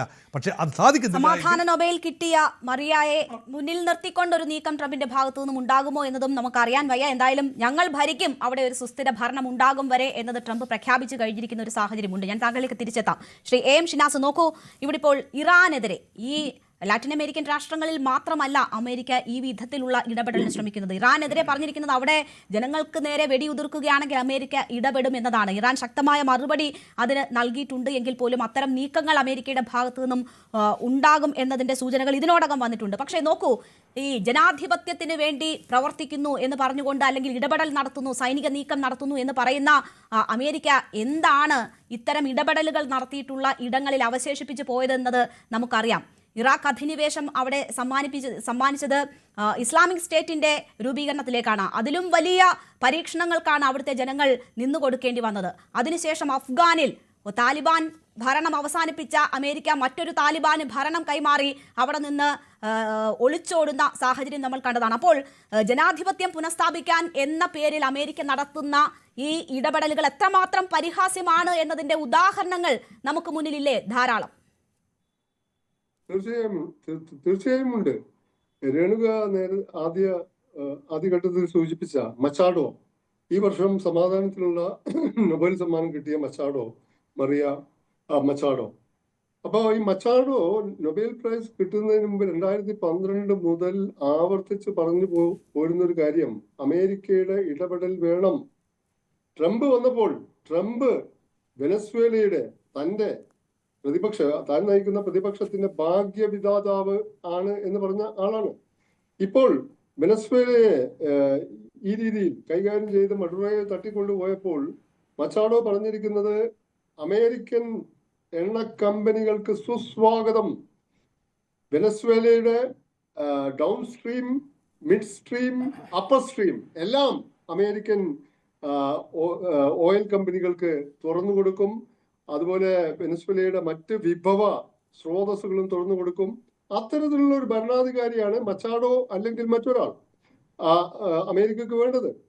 മറ്റൊരു കാര്യം കൂടി നമുക്ക് ഈ കാര്യത്തിൽ ഓർക്കാവുന്നതാണ്. ഇപ്പോൾ റഷ്യ യുക്രൈനെ ആക്രമിച്ചതിന് പല കാര്യങ്ങളും പറഞ്ഞിട്ടുണ്ടെങ്കിലും ഏറ്റവും പ്രധാനപ്പെട്ട കാര്യമായിട്ട് പറഞ്ഞത് നാറ്റോയിൽ യുക്രൈൻ ചേർക്കാൻ വേണ്ടി നാറ്റോ ശ്രമിക്കുന്നു. യുക്രൈനും വലിയ താല്പര്യമുണ്ട്. അങ്ങനെ റഷ്യയുടെ ഏതാണ്ട് അടുക്കളമുറ്റം എന്ന് പറയാവുന്ന അത്ര വളരെ അടുത്ത അയൽ രാജ്യമായ യുക്രൈനിൽ നാറ്റോ സാന്നിധ്യമുണ്ടായാൽ, നാറ്റോയിൽ അംഗമായാൽ റഷ്യയുടെ പരമാധികാരത്തിന് ഭീഷണിയാണ് എന്ന് പറഞ്ഞാണ് പുടിൻ 2022 ഫെബ്രുവരി 22 യുക്രൈൻ ആക്രമണം തുടങ്ങിയത്. അപ്പോ China Taiwan one China policy എന്നുള്ള ചൈനയുടെ പോളിസി അമേരിക്ക അടക്കം അംഗീകരിക്കുന്നതാണ്. തായ്വാന് ചുറ്റും വമ്പിച്ച സൈനിക അഭ്യാസം നടത്തിയിട്ട് ഏതാനും ആഴ്ചകൾ കഴിഞ്ഞിട്ടില്ല, ഏതാനും ദിവസങ്ങളായിട്ടേ ഉള്ളൂ. അപ്പൊ ഇനി റഷ്യയുടെ യുക്രൈൻ അധിനിവേശം, യുക്രൈൻ ആക്രമണത്തെയോ ആ റഷ്യ യുക്രൈൻ യുദ്ധത്തെയോ ക്രീമിയ പിടിച്ചെടുത്തതിനെയോ ഇനി യുക്രൈന്റെ ഡോൺബാസിന്റെ 90% പിടിച്ചെടുത്തതോ സപ്പറോഷിയ പിടിച്ചെടുത്തതോ കേഴ്സൺ പിടിച്ചെടുത്തതോ ചൈന ഇനി തായ്വാനിൽ ഇതേ മട്ടിൽ ഒരു ഓപ്പറേഷൻ നടത്തിയാലോ അമേരിക്കയുടെ മൂടുതാങ്ങികളായിട്ടുള്ള വെസ്റ്റേൺ പാശ്ചാത്യ രാഷ്ട്രങ്ങൾക്ക് ഒന്നും മിണ്ടാൻ പറ്റില്ല. അവർക്കാകാമെങ്കിൽ തങ്ങൾക്കും ആകാമെന്ന് റഷ്യയും ചൈനയും മറ്റു പ്രബല രാഷ്ട്രങ്ങളും കരുതിയാൽ കയ്യൂക്കുള്ളവൻ കാര്യക്കാരൻ എന്ന നിലയിലേക്ക് ലോകം പോകും. അപ്പൊ ലോകം അമേരിക്കക്ക് മാത്രമേ ഇത് പറ്റൂ എന്ന് അമേരിക്ക വിചാരിക്കുന്നുണ്ടെങ്കിൽ തെറ്റാണ്. ചൈന അവസരം കാത്തു നിൽക്കുകയാണ് തായ്വാനെ ചൈനയോട് ചേർക്കാൻ. തായ്വാൻ എന്ന് പറഞ്ഞാൽ ചിപ്പ് ഇൻഡസ്ട്രിയിൽ ലോകത്തിലെ നമ്പർ 1 ആണ്, ഏറ്റവും അധികം 90%. ഇപ്പൊ തായ്വാൻ കൂടി ഹോങ്കോങ് പാട്ടത്തിന് കൊടുത്ത സ്ഥലമായിരുന്നു 99 വർഷക്കാലം. അത് ഹോങ്കോങ്ങില് ചൈനയുടെ ഭാഗമായി അവിടെ ജനാധിപത്യ പ്രക്ഷോഭങ്ങൾ കൊണ്ട് അത് അടിച്ചമർത്തപ്പെടുന്നു. അപ്പൊ തായ്വാനും കൂടി ചൈനയുടെ ഭാഗമായാൽ പിന്നെ അമേരിക്ക എന്ത്? അമേരിക്ക 2ാം സ്ഥാനത്തോ 3ാം സ്ഥാനത്തോ ആകുന്ന ഒരു ലോക രാഷ്ട്രീയ പരിതോവസ്ഥ വന്നു ചേരും. ഇപ്പൊ ഇറാനിൽ, നേരത്തെ സൂചിപ്പിച്ച ചോദ്യത്തിലേക്ക് വരാം, ഇറാൻ റിയാലിന് വലിയ തോതിൽ മൂല്യത്തകർച്ചയുണ്ടായി, വ്യാപാരികൾ സമരം തുടങ്ങി, പല നഗരങ്ങളിലേക്കും വ്യാപിച്ചു. അതുപോലെ അതിനുള്ള പ്രധാനപ്പെട്ട കാരണങ്ങൾ ഇറാൻ ദീർഘകാലമായി നേരിടേണ്ടി വരുന്ന സാങ്ഷൻസ് ആണ്. പിന്നെ ഇറാനും ഇസ്രായേലും തമ്മിലുള്ള യുദ്ധം, അതിൽ അമേരിക്ക ഭാഗഭാക്കായി. അങ്ങനെയൊക്കെ ഇറാന്റെ സമ്പദ് വ്യവസ്ഥ തകർന്ന് തരിപ്പണമായി കിടക്കുന്ന അവസ്ഥയിലാണ് ഇറാനിൽ ഈ പ്രക്ഷോഭം ഉണ്ടാവുന്നത്. ആ പ്രക്ഷോഭം കത്തിപ്പിക്കാൻ അമേരിക്കയും ഇസ്രായേലും വേണ്ടതെല്ലാം ചെയ്യുന്നുണ്ട്. അത് ജനങ്ങളെ ഏറ്റെടുക്കുകയും എന്നാൽ വെനസ്വേലയെ പോലെ ഇറാനിൽ കളിക്കാൻ പറ്റുമോ എന്നുള്ള കാര്യവും അമേരിക്കയുടെ ഒരു രീതി എന്താണെന്ന് വെച്ചാൽ ഏറ്റവും ദുർബലമായ രാഷ്ട്രങ്ങളെയാണ് അമേരിക്ക ഇത്തരത്തിൽ കീഴടക്കുകയും. തീർച്ചയായും അതിൽ കൂട്ടിച്ചേർക്കേണ്ടുന്ന ഒരു കാര്യമുണ്ട്. ഇപ്പോൾ വെനസ്വേലയിൽ ജനാധിപത്യം പുനഃസ്ഥാപിക്കാൻ പോകുന്ന ട്രംപ് 3 വർഷമായി തുടരുന്ന റഷ്യ യുക്രൈൻ യുദ്ധം അവസാനിപ്പിക്കാൻ പഠിച്ച പണി 18 നോക്കി, നടന്നില്ല. അവിടെ നാണം കെട്ട് നിൽക്കുമ്പോഴാണ് ഇത്തരമൊരു നീക്കം നടത്തുന്നത്. ഇതാണ് അമേരിക്കയുടെ തന്ത്രമെങ്കിൽ റഷ്യക്ക് വേണമെങ്കിൽ യുക്രൈനെതിരെ ഇനി വേണമെങ്കിൽ ഏതൊക്കെ തരത്തിലുള്ള നടപടികളിലേക്ക് പോകാമെന്നൊരു ചോദ്യം കൂടി ബാക്കിയുണ്ട്. തീർച്ചയായും റഷ്യക്ക് ഈ നടപടി മാത്രം ചൂണ്ടിക്കാണിച്ച് യുക്രൈൻ യുദ്ധത്തെ, യുക്രൈൻ ആക്രമണത്തെ, അധിനിവേശത്തെ ന്യായീകരിക്കാവുന്നതാണ്. ചൈനക്ക് തായ്വാനുമേലുള്ള അവകാശത്തെയും തായ്വാൻ അധിനിവേശം ചെയ്യാനുള്ള ന്യായത്തെയും സാധൂകരിക്കാവുന്നതാണ്. റഷ്യക്ക് വേണമെങ്കിൽ ബാൾട്ടിക് റിപ്പബ്ലിക്കുകൾ, അതും റഷ്യയുടെ പിന്നാമ്പുറമാണ്, ബാക്ക്യാർഡാണ്. ഈവൻ പോളണ്ട് പോലും ബാക്ക്യാർഡാണ്. അപ്പോൾ ലാത്വിയ, ലിത്വാനിയ, ഈസ്റ്റോണിയ അവിടെയൊക്കെ ഒരു കടന്നുകയറ്റം നടത്തിയാൽ, അതും വെനസ്വേലയിൽ ഇപ്പോൾ അമേരിക്ക നടത്തിയ വെനസ്വേലയിലെ കടന്നുകയറ്റം തമ്മിൽ എന്താണ് വ്യത്യാസം? അപ്പൊ ലോകം മൊത്തം 1945 മുതലെങ്കിലും ഏറെക്കുറെ പുലർന്നു പോരുന്ന റൂൾസ് ബേസ്ഡ് ഒരു ഇന്റർനാഷണൽ ഓർഡർ ഉണ്ട് എന്നാണ് വെപ്പ്. അതിനെ മൊത്തത്തിൽ തുരങ്കം വെക്കുന്ന നടപടികളാണ് ലോകത്ത് ഇന്ന് കണ്ടുകൊണ്ടിരിക്കുന്നത്.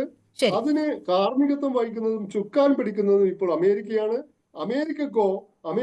അമേരിക്കയെ പിന്തുണക്കുന്ന പാശ്ചാത്യ യൂറോപ്യൻ രാഷ്ട്രങ്ങൾക്കോ മറ്റ് രാഷ്ട്രങ്ങൾ ഈ രീതിയിൽ അന്താരാഷ്ട്ര നിയമങ്ങൾ അഗണ്യകോടിയിൽ തള്ളി പ്രവർത്തിച്ചാൽ മിണ്ടാൻ പോലും പറ്റാത്ത ഒരു അവസ്ഥയാണ് വന്നു ചേരുന്നത്. അപ്പോൾ ലോകം വളരെ കലുഷമായ, വളരെ കയോട്ടിക്കായ, ആർക്കെതിരെയും war of all against all, എല്ലാവർക്കും ആർക്കെതിരെയും യുദ്ധം ചെയ്യാവുന്ന, എന്ന് വെച്ചാൽ തീർച്ചയായും ഏറ്റവും അരക്ഷിതമായ ഒരു സാഹചര്യത്തിലേക്ക് ലോകം നീങ്ങുന്നു എന്നതിന്റെ സൂചനകൾ കൂടിയാണ്, അല്ലെങ്കിൽ അതിന്റെ സാധ്യതകൾ കൂടിയാണ് അമേരിക്ക ഇപ്പോൾ തുറന്നിടുന്നത് എന്ന് വേണം നമ്മൾ പറയാൻ.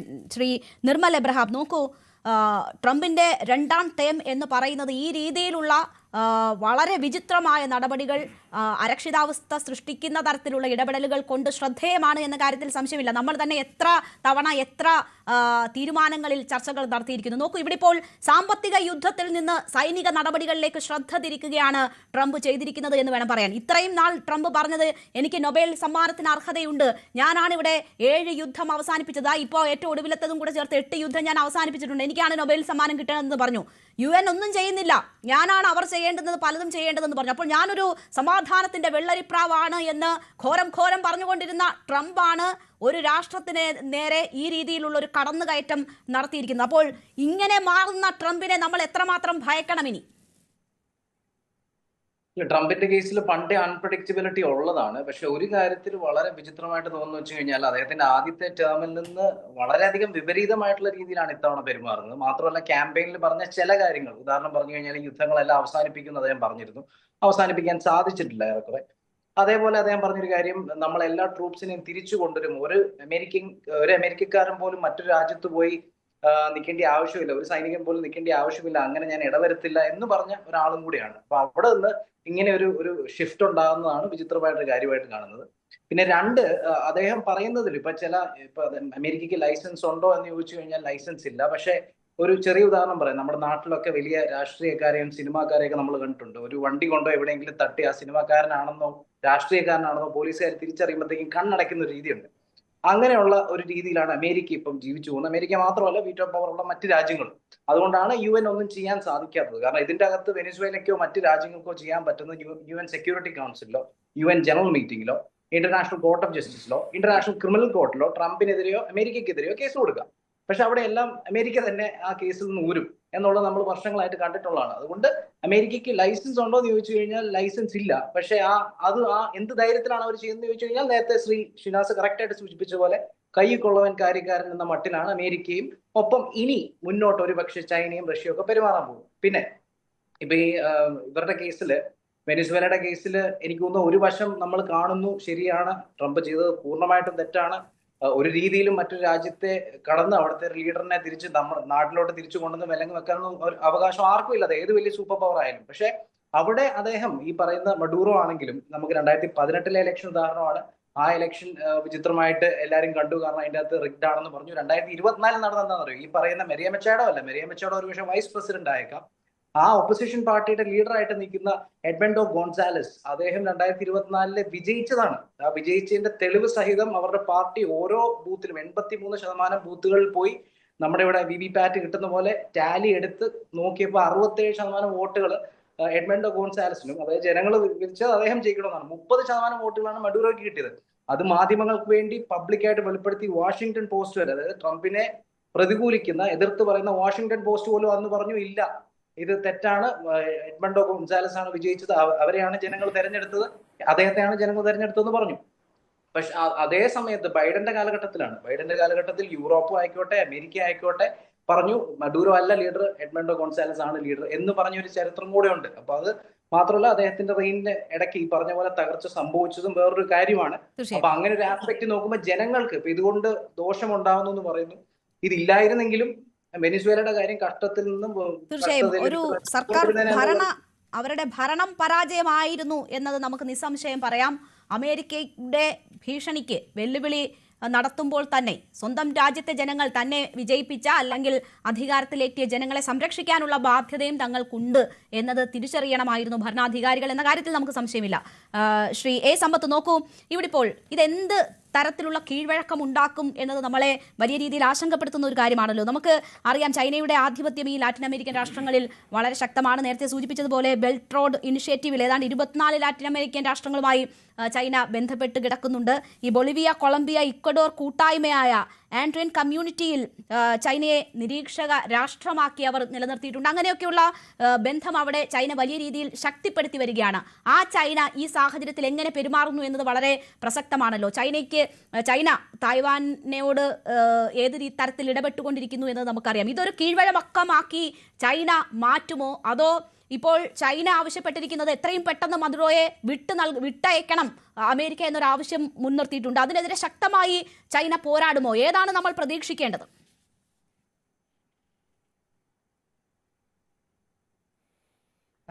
രേണുക, ഒരു കാര്യം ഞാൻ ശ്രീ നിർമ്മൽ എബ്രഹാം പറഞ്ഞതിൻ്റെ തുടർച്ചയായ ഒരു കാര്യം പറയാനായി ആഗ്രഹിക്കുകയാണ്. അതിലൊന്ന്, ഇന്റർനാഷണൽ കോർട്ട് ഓഫ് ജസ്റ്റിസുമായി ബന്ധപ്പെട്ട് അദ്ദേഹം പറഞ്ഞൊരു കാര്യം. അപ്പം നമുക്കിപ്പോൾ ചൈന എന്ത് ചെയ്യുമെന്നുള്ളത്, നമ്മളിപ്പോൾ ഈ ഒരു ന്യൂസ് 18 ഒരു മലയാളം ചർച്ചയിൽ ഇരുന്നു കൊണ്ട് ലോകത്തിലെ ഒരു പ്രബല രാഷ്ട്രത്തിൻ്റെ അവരുടെ സാമ്പത്തിക നയത്തെയോ അല്ല അവരുടെ രാഷ്ട്രീയ നിലപാടുകളെയോ അവരുടേതായിട്ടുള്ള സൈനിക നടപടികളെയോ സംബന്ധിച്ച് പ്രവചിക്കാനൊന്നും നമ്മളാരും ആളല്ല. ഇന്റർനാഷണൽ കോർട്ട് ഓഫ് ജസ്റ്റിസ് എന്താണ് പ്രതീക്ഷിക്കുന്നത് എന്നതേ ഞാൻ ചോദിച്ചോളൂ. അതിന്റെ ഒരു സാധ്യത, താങ്കളുടെ നിരീക്ഷണം അത്രമാത്രമേ ഉദ്ദേശിച്ചുള്ളൂ. ഒറ്റ ചോദ്യം തിരിച്ചെന്റെ ഒറ്റ ചോദ്യം. US നടത്തിയിട്ടുള്ളതായ ഇനിയും നടത്താൻ പോകുന്നതായിട്ടുള്ള ഇത്തരത്തിലുള്ള സൈനികമായ അധിനിവേശങ്ങളെ സംബന്ധിച്ച് ചർച്ച ചെയ്യുമ്പോൾ ചൈന അത്തരത്തിൽ ഈ പറയുന്ന ഏതെങ്കിലും ഒരു രാഷ്ട്രത്തിൽ അവർ നടത്തിയ ഒരു ഇടപെടലെന്ന് പറയും. അവർ വായ്പ കൊടുത്തു, അത് തെറ്റാണ് എന്ന് പറയാൻ കഴിയുമോ?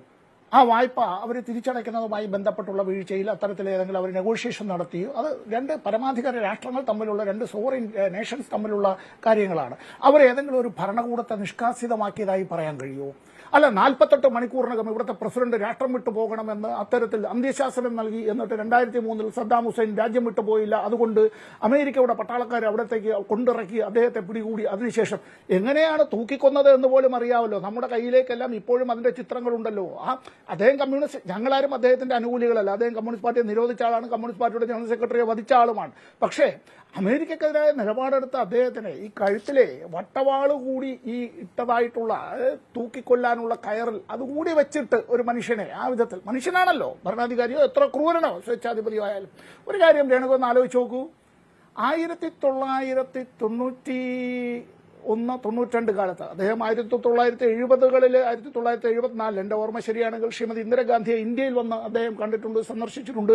ഇന്ത്യയും ഇറാഖും തമ്മിലുള്ള ബന്ധം, അത്തരം കാര്യങ്ങളെ സംബന്ധിച്ചുള്ളത്. അത് അദ്ദേഹത്തിന്റെ പാർട്ടി ഒരു മതനിരപേക്ഷ പാർട്ടിയായിരുന്നു, അതുകൂടി ഓർക്കണം. US ഡോളറും ഇറാഖിന്റെ കറൻസി ഏതാണ്ട് തുല്യമായിരുന്നില്ലേ? ശ്രീ മോഹൻ വർഗീസ് ഒന്ന് ആലോചിച്ചേ. ഇറാഖിന്റെ കറൻസിയും US ഡോളറും ഏതാണ്ട് തുല്യമായിരുന്നു. ആ ഇറാഖിനെയാണ് ഛിന്ന ഭിന്നമാക്കി മാറ്റി ആ നാണയത്തിന് ഒരു വിലയുമില്ലാത്ത നിലയിലേക്ക് കൊണ്ടെത്തിച്ചത്. ഇറാനുമായി ഇന്ത്യക്ക് വാസ്തവത്തിൽ നമ്മൾ വളരെ വർഷങ്ങൾക്ക് മുമ്പ് തന്നെ പ്രകൃതിവാതക കരാർ പൈപ്പ് ലൈൻ ഇട്ട് ഇറാനിൽ നിന്ന് ഇന്ത്യയിലേക്ക് പ്രകൃതിവാതകം കൊണ്ടുവരുന്നതിന് വേണ്ടിയുള്ള ആലോചന എപ്പോൾ തുടങ്ങി? ശ്രീ AB വാജ്പേയി ഇന്ത്യയുടെ പ്രധാനമന്ത്രിയായിരുന്ന കാലത്ത് ആരംഭിച്ചതാണ്. അത് പിന്നീട് ഡോക്ടർ മൻമോഹൻ സിംഗിന്റെ കാലത്തും അതിനുവേണ്ടിയുള്ള ആലോചന നടത്തി. അങ്ങനെ ചെയ്തിരുന്നെങ്കിൽ ഇറാന്റെ സമ്പദ് വ്യവസ്ഥ ഇങ്ങനെയല്ല. പാകിസ്ഥാന് യാതൊരു വിധത്തിലുള്ള ഒബ്ജക്ഷനും ഉണ്ടായിരുന്നില്ല. ഇറാനിൽ നിന്ന് പാകിസ്ഥാന്റെ മണ്ണിൽ കൂടി ഇന്ത്യയിലേക്ക് അത്തരത്തിൽ കരമാർഗം പ്രകൃതിവാതകം കൊണ്ടുവരട്ടെ, ഞങ്ങൾക്ക് അതിനുള്ള വാടക തന്നാൽ മതി എന്നുള്ളതാണ്. ആരാണ് എതിർത്തത്? US ആണ് എതിർത്തത്. അപ്പൊ എന്താണ്? എനർജിയാണ് വിഷയം, ഊർജമാണ് പ്രശ്നം. ഊർജം എന്നത് പണമാണ്. എവിടെയും ഫോസിൽ എനർജി ആയാലും ശരി, ഇത്തരത്തിലുള്ള കാര്യങ്ങളിൽ ലോകത്തിനെ നിയന്ത്രിക്കാനായി ഊർജത്തിന്റെ സ്രോതസ്സുകളെ, അതിന്റെ ഖനനത്തെ, അതിന്റെ ഉൽപാദനത്തെ, അതിന്റെ വിതരണത്തെ എല്ലാം നിയന്ത്രിക്കുക എന്നുള്ളതാണ്. അവിടെ ഈ ഇപ്പോ വെനിസ്വേലയിലെ ഒരു കമ്പനി അവരുടേതായിട്ടുള്ള അത് അവരുടെ ഈ ദേശസാൽകൃത കമ്പനിയാണല്ലോ. ഇതെല്ലാം സ്വകാര്യ കുത്തകൾക്ക് കൊടുത്താൽ, ഞാൻ മുമ്പ് പറഞ്ഞതുപോലുള്ള ചിലിയിലെ ലോകത്തിലെ ഏറ്റവും കൂടുതൽ വെടിയുപ്പിന്റെ ശേഖരമുള്ള ചിലിയിൽ, ലോകത്തിലെ അത്തരത്തിലുള്ള നിരവധി ഖനിജങ്ങളുള്ള ഒരു രാഷ്ട്രത്തിൽ അമേരിക്കൻ ട്രാൻസ്നാഷണൽ കോർപ്പറേഷൻസിന്റെ താല്പര്യങ്ങളെ പ്രതിനിധാനം ചെയ്താൽ നിങ്ങൾക്ക് ഭരിക്കാം. നിർത്തുന്നതിന് മുമ്പ് ഒരു കാര്യം, ആ തൊട്ടപ്പുറത്ത് നമ്മുടെ അയൽക്കാരൻ പാകിസ്ഥാൻ ഉണ്ടല്ലോ. ഒരുപാട് നമുക്ക് ബുദ്ധിമുട്ടുകൾ ഉണ്ടാക്കി, നമുക്ക് ഈ നാട്ടിൽ അക്രമ സംഭവങ്ങൾ, ഭീകരപ്രവർത്തനങ്ങൾ, ഇതിന്റെ വിളനിലമായി അത് മാറി എന്നൊക്കെയുള്ള പരാതികളുണ്ടല്ലോ. പാകിസ്ഥാന്റെ ഫീൽഡ് മാർഷലിനെ ഏതെങ്കിലും ഒരു രാഷ്ട്രം ഇതുപോലെ തട്ടിക്കൊണ്ടു പോകുമോ? അല്ല, അവിടുത്തെ ഭരണാധികാരിയെ ഇതുപോലെ തട്ടിക്കൊണ്ടു പോകാനായി നമ്മുടെ ഏതെങ്കിലും ദുസ്വപ്നങ്ങളിലെങ്കിലും നമ്മൾ ആലോചിക്കൂ? ഇല്ലല്ലോ. ഏതെങ്കിലും രാഷ്ട്രങ്ങൾ തമ്മിലുള്ള തർക്കങ്ങൾക്ക് ഇത്തരത്തിൽ തോക്കിന്റെ മുനയിലല്ല കൊണ്ടുവരുന്നത്. അങ്ങനെയല്ല അതിന് പരിഹാരം കാണേണ്ടത് എന്ന് തന്നെയാണ് നമ്മൾ ചർച്ച ചെയ്തുകൊണ്ടിരിക്കുന്നത്. ആ രീതിയിൽ അപലപിക്കുക കൂടിയാണ് നമ്മൾ ചെയ്യുന്നത്. ശ്രീ മോഹൻ വർഗീസ്, നമുക്ക് 30 സെക്കൻഡ് മാത്രമേ അവശേഷിക്കുന്നുള്ളൂ. എന്തായിരിക്കും വെനസ്വേലയുടെയും മദുറയുടെയും ഭാവി? വെനസ്വേലയുടെ ഭാവി അമേരിക്കയോടൊപ്പം ചേർന്ന് നിന്നാൽ ഒരുപക്ഷെ തൽക്കാലത്തേക്ക് എണ്ണ കമ്പനികളിൽ നിന്നും ലാഭമുണ്ടാക്കുന്നതിൻ്റെ ഒരു വിഹിതം ലഭിക്കുകയും അങ്ങനെ തൽക്കാലത്തേക്ക് ജനതയെ സന്തോഷിപ്പിച്ച് നിർത്തുകയും ചെയ്യാൻ സാധിക്കും. അത് കേവലം താൽക്കാലികം മാത്രമാണ് എന്നാണ് എൻ്റെ ഒരു ചിന്ത. പക്ഷേ ആത്യന്തികമായി നല്ല ഒരു സൂചനയല്ല. ഒരു സ്വതന്ത്ര പരമാധികാര രാജ്യങ്ങൾക്ക് ഈ ഭൂമുഖത്തെ ഇനിയുള്ള നിലനിൽപ്പ് എന്താണ് എന്നതിനെക്കുറിച്ച് കൂടുതൽ ചർച്ചകളുടെ വാതിലുകൾ തുറക്കുന്ന ഒരു അന്തരീക്ഷമാണ് ഇപ്പോൾ എന്നാണ് എനിക്ക് തോന്നുന്നത്. ശരി, എന്തായാലും ലോകത്തിനെ ആശങ്കയിലാക്കുന്നതാണ് അമേരിക്കയുടെ നടപടി. ഇനി മദുറോയുടെ വിചാരണ നാളെ ആരംഭിക്കും എന്നതാണ് മനസ്സിലാകുന്നത്. അദ്ദേഹത്തെ ചോദ്യം ചെയ്തുകൊണ്ടിരിക്കുകയാണ്. അദ്ദേഹത്തിന്റെ ഭാവി എന്ത് എന്നത് നമുക്ക് കണ്ടു തന്നെ അറിയാം. വളരെ നന്ദി ചർച്ചയിൽ പങ്കെടുത്ത എല്ലാ അതിഥികൾക്കും.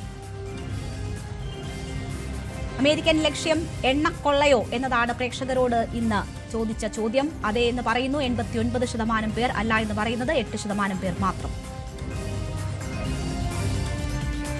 ടൈം ഡിബേറ്റ് പൂർണ്ണമാകുന്നു. നമസ്കാരം.